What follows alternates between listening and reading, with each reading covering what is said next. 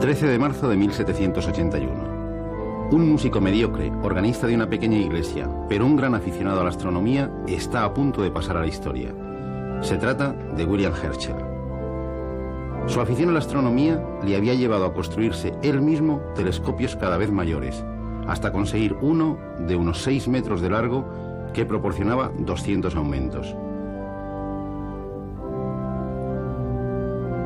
Herschel, como cada noche, se pone a la tarea de observar el cielo nocturno.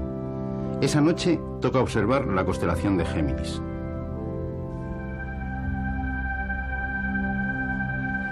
Esta región del cielo es bien conocida por Herschel. Todo parece indicar que será una observación rutinaria. Sin embargo, y para su sorpresa, algo no encaja con sus mapas estelares.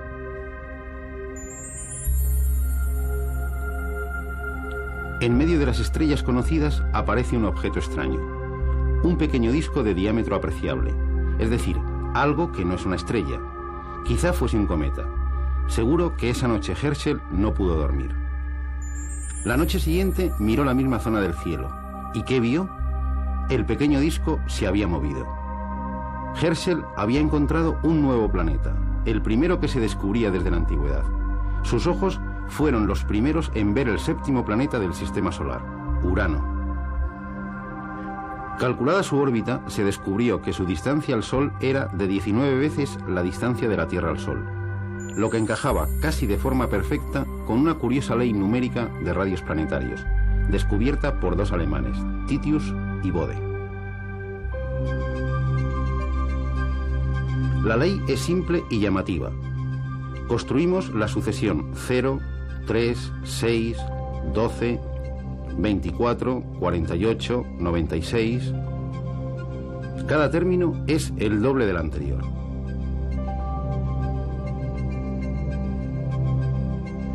Sumamos 4 a cada término y lo dividimos por 10.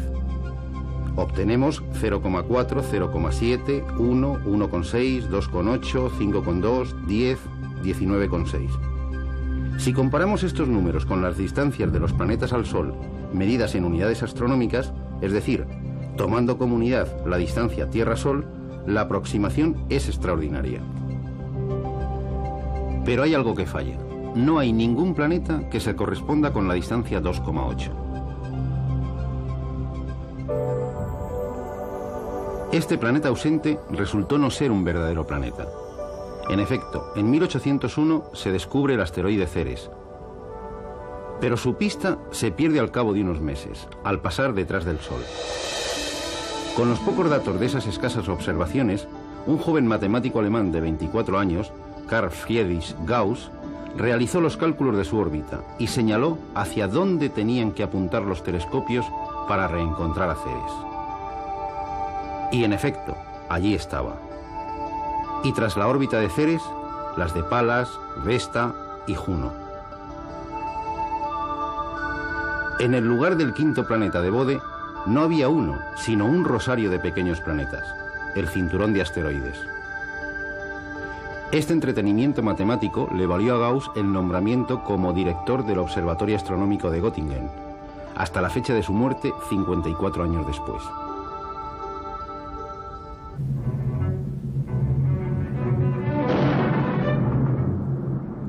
En 1811, justo cuando los ejércitos de Napoleón extendían sus dominios por toda Europa, un brillante cometa hizo su aparición en el cielo.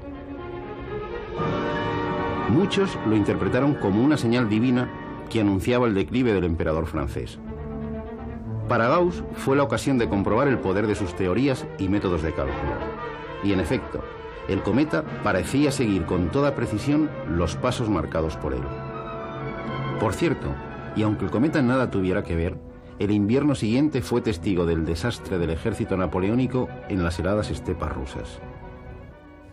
Este es un pizarrín como los que se usaban antiguamente en las escuelas. Con uno similar, Gauss asistió a la edad de 10 años a su primera clase de aritmética.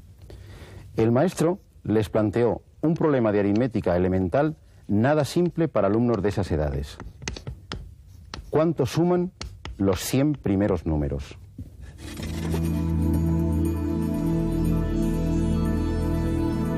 Gauss, en menos de un minuto y sin realizar ninguna operación, escribió el resultado y le entregó el pizarrín al maestro.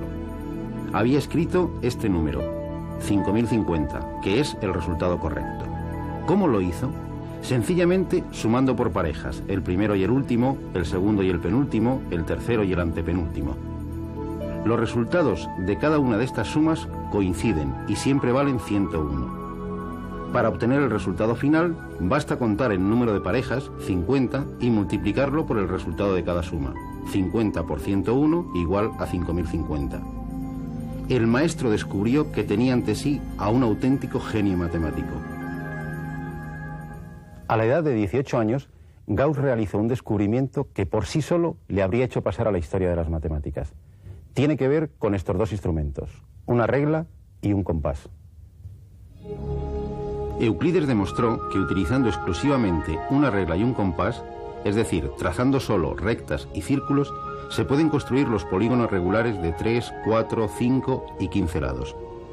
Construir un triángulo equilátero es relativamente sencillo. Para construir un cuadrado, basta con trazar la perpendicular por uno de los extremos del segmento original y marcar sobre ella un segmento de igual longitud.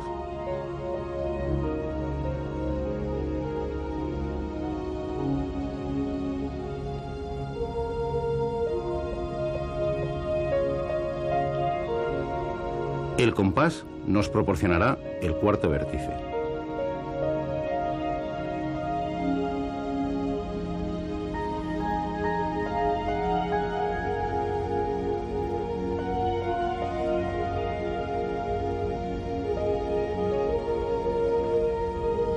Una vez construidos estos polígonos, es fácil construir aquellos cuyo número de lados es justo el doble.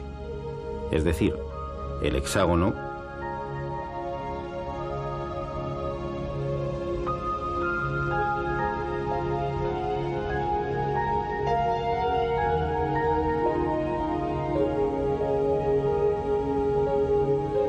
el octógono,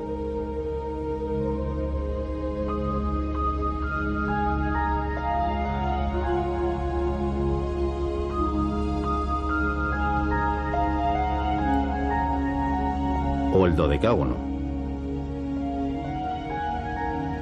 Desde los tiempos de Euclides se pensaba que era imposible construir con regla y compás exclusivamente polígonos regulares con un número de lado distintos de estos.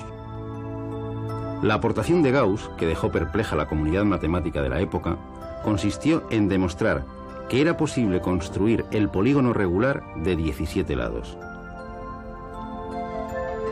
Pero no se conformó con demostrarlo teóricamente, sino que descubrió la forma de construirlo.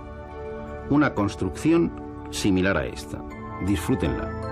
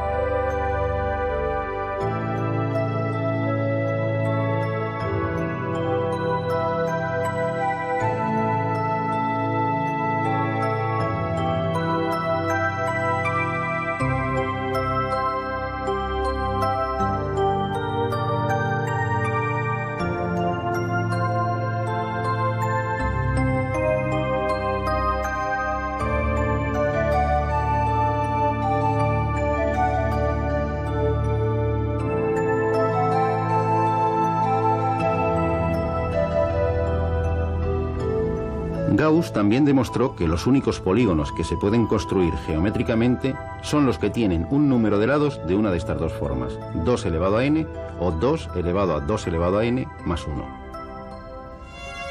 Acababa de resolver un problema de más de 2000 años, pero no sería el último. Este resultado es el primero que anota el 30 de marzo de 1796 en un diario científico que acompañará a Gauss hasta su muerte y que constituye uno de los documentos más valiosos de la historia de las matemáticas. No es un gran libro, es un pequeño cuaderno de 19 páginas en el que Gauss realizó 146 anotaciones. Por desgracia para la ciencia, muchos de los descubrimientos anotados por Gauss en este cuaderno no vieron la luz hasta 1898, 43 años después de su muerte.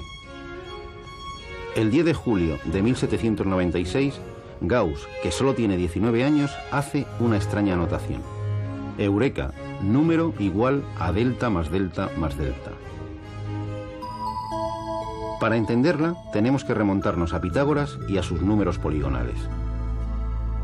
Los números triangulares son los que se pueden representar mediante puntos formando triángulos. 0, 1, 3, 6, 10, 15, 21...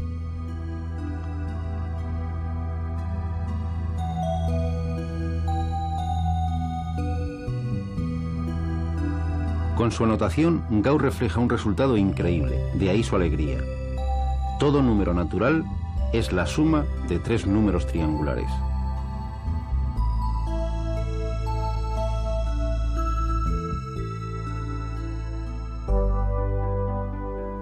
Los descubrimientos de Gauss no se limitan a la teoría de números. Sus contribuciones al álgebra son aún más espectaculares. Esta expresión es una ecuación de primer grado. 3x menos 6 igual a 0. Es fácil encontrar su solución, x igual a 2.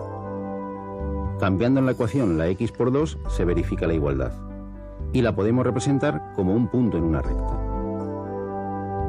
X al cuadrado menos 2x menos 3 igual a 0. Esta es una ecuación de segundo grado. También es fácil encontrar sus soluciones, x igual a 3 y x igual a menos 1. Son números reales, es decir, puntos de la recta real. Todos los números reales se pueden representar en una recta de esta manera. No es tan sencillo encontrar las tres soluciones de esta otra de tercer grado. X cubo más x cuadrado menos 9x menos 9 igual a 0. Podemos comprobar que son estos tres números, 3, menos 1 y menos 3, otros tres puntos de la recta. Todo parece sugerir que toda ecuación tiene tantas soluciones como indica su grado. Sin embargo, observemos esta, en apariencia sencilla, x cubo menos 8 igual a 0. Una solución es x igual a 2, pero ¿dónde están las otras dos? Si probamos con números mayores que 2, por ejemplo 2,5, obtenemos cantidades mayores que 0. Si probamos con números menores o incluso negativos, tenemos siempre cantidades menores que 0. Todo parece indicar que esta ecuación de tercer grado solo va a tener una solución. Al menos en la recta real no vamos a encontrar más que una. Fue Gauss, esta vez a los 22 años, en su tesis doctoral, quien nos dijo dónde buscar esas soluciones esquivas, consiguiendo de paso la aceptación por los matemáticos de un nuevo universo numérico, los números complejos. ¿Qué es un número complejo? Empecemos por el principio. Al resolver algunas ecuaciones, aparece en las soluciones la raíz de menos 1. Decididamente, ningún número real elevado al cuadrado vale menos 1. Es decir, la raíz de menos 1 no es ningún punto de la recta real.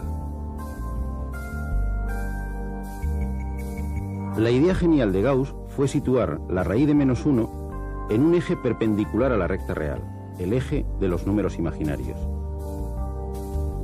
El complejo 3 más 4i, que significa 3 unidades reales y 4 imaginarias, será este punto. Menos 2 menos 4i será este otro. Así, cada número complejo estará representado por un punto en el plano. Volvamos a nuestra ecuación x cubo menos 8 igual a 0. Pues bien, Gauss demostró que esta ecuación tiene tres soluciones que son tres puntos del plano complejo. La solución evidente es x igual a 2. Las dos soluciones ocultas son los números complejos -1 más raíz de 3i y -1 menos raíz de 3i, que al unirse forman un triángulo equilátero.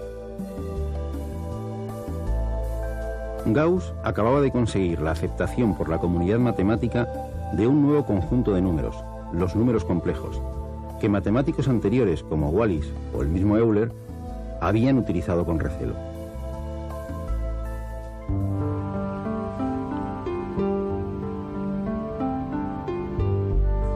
Desde Euclides, pocos habían cuestionado su famoso quinto postulado. Si dos rectas, al ser cortadas por una tercera, forman con esta ángulos cuya suma es menor de 180 grados, las dos rectas se cortan en un punto. Postulado históricamente más conocido como postulado de las paralelas. Por un punto exterior a una recta solo se puede trazar una paralela a la misma. En el siglo XVIII, Legendre demostró que este postulado es equivalente a afirmar que la suma de los ángulos de un triángulo es igual a 180 grados.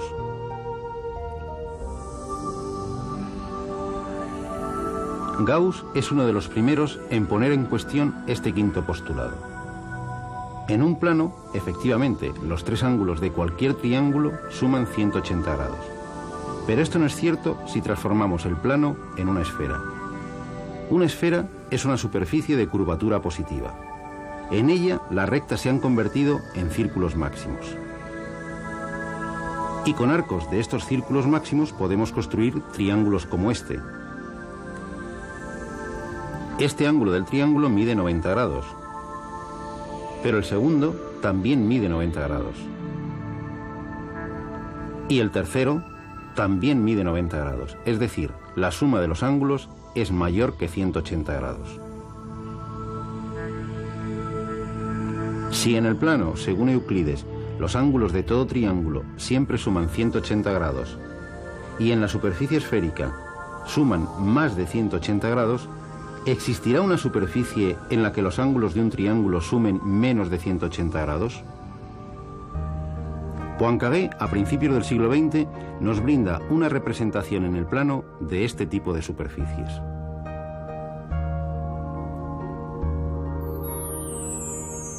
Pero es más fácil imaginarlo en el espacio.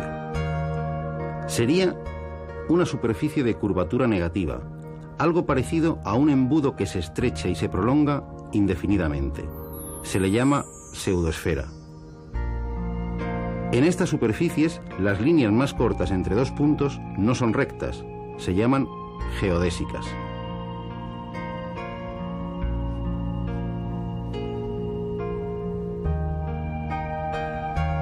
Si construimos un triángulo con tres de estas geodésicas, la suma de sus ángulos es menor que 180 grados. A esta geometría se le llama geometría hiperbólica. Además de la geometría euclídea, existen no una, sino al menos dos geometrías no euclídeas, la elíptica y la hiperbólica, tan consistentes como la euclídea.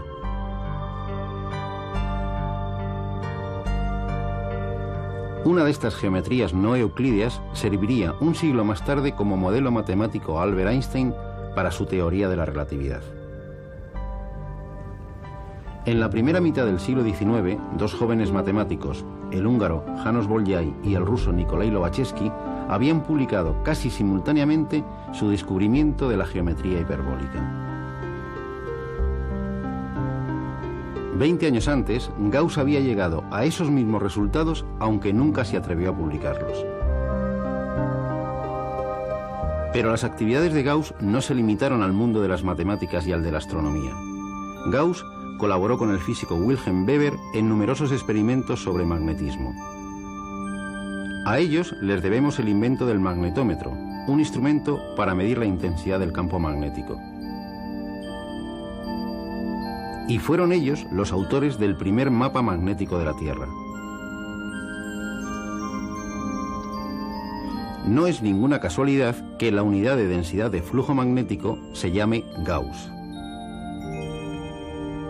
Por cierto, Gauss y Weber se comunicaban entre sus despachos del Observatorio Astronómico y la universidad, separados más de 2 kilómetros, a través de un telégrafo de su invención, unos cuantos años antes de que Morse emitiese su primer mensaje telegráfico.